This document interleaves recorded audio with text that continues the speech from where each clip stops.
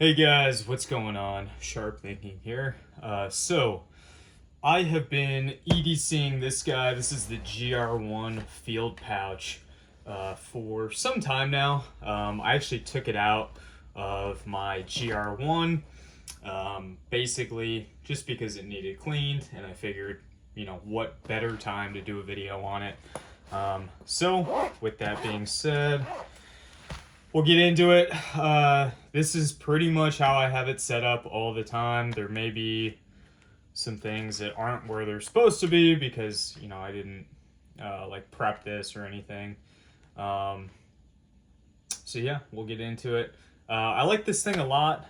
For those of you guys that are not familiar with the GR1 field pouch, by the way, this is Multicam Tropic. Just couldn't find one in black at the time I needed it. Basically, here is a GR1. I'll see how we can get this in frame. That's good enough. Basically, how it's gonna sit is right in this top area here. And let me just get this shit out of the way. So the bag's a little bit kind of pulled down, as you can see. I have the flap open. Doing the best I can. It's pretty much going to sit like this, and these molly straps just kind of weave through the molly. It's somewhat difficult to actually get these installed, which is why I held off on cleaning it for so long. But yeah, so it sits basically at the top of the bag. As far as I know, these are just kind of named after the pack that they fit best. I know that they do have a GR2, which I have a GR2. I have a GR2 that I've been meaning to make a video about for a long time. So yeah, I mean, I like it a lot. I feel like it's useful to have all of your kind of organization at the top of the bag, because as you can see, I have like shoes, whatever it is, maybe an extra water bottle in the remainder of my Goruck. Normally change of clothes, other stuff like that. So it's nice having all of this available just at the top of the bag. So I guess because it's already out, this I just kind of leave in here. I'll either have this Surefire Titan. This is the Titan Plus. It's just a little Surefire light. It's nice to have. I leave this in there because you can't really actuate it accidentally, and if a light were to turn on, it could very easily burn through the actual bag itself.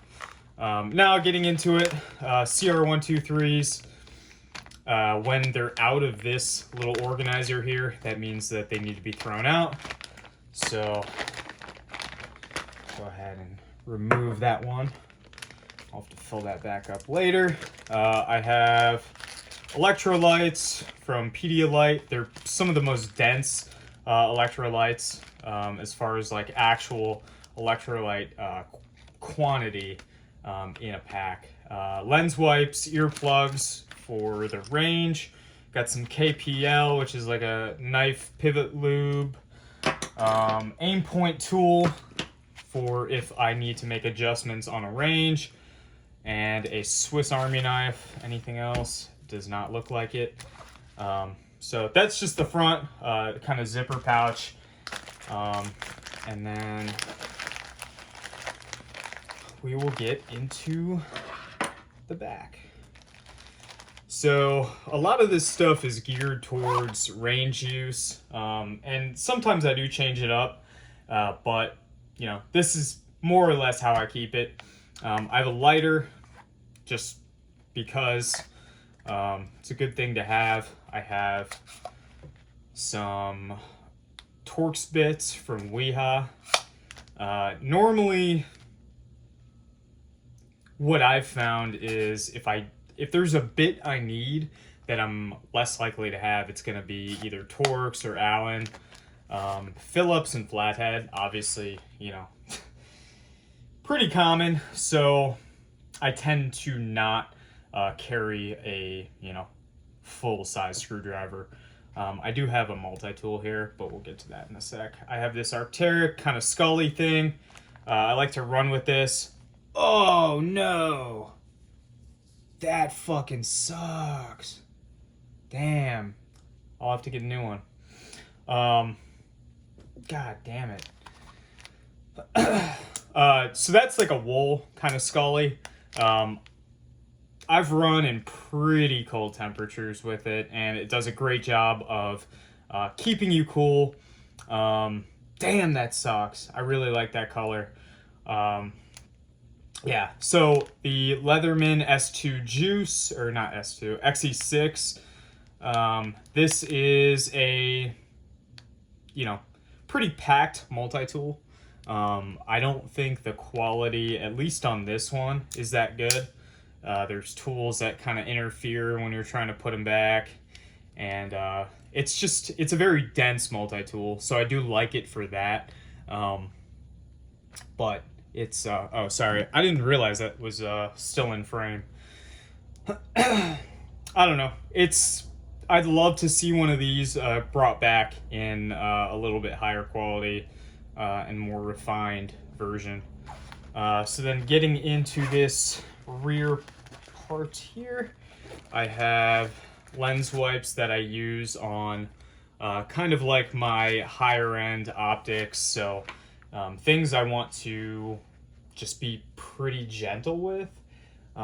So my Night Force, my aim points, stuff like that. Just stuff I want to really make sure I preserve the glass on, because I'm not going to be necessarily replacing them or just going out and getting a different one every couple of years. So I tend to stick to like one-time use wipes on stuff like that. Sometimes I will throw in a Garmin charger.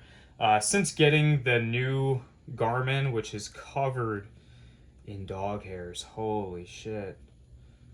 Oh, man. I have a Mastiff, so he's a mess, but we love him. Great dog, by the way. Sometimes I'll throw chargers in here, sometimes I won't.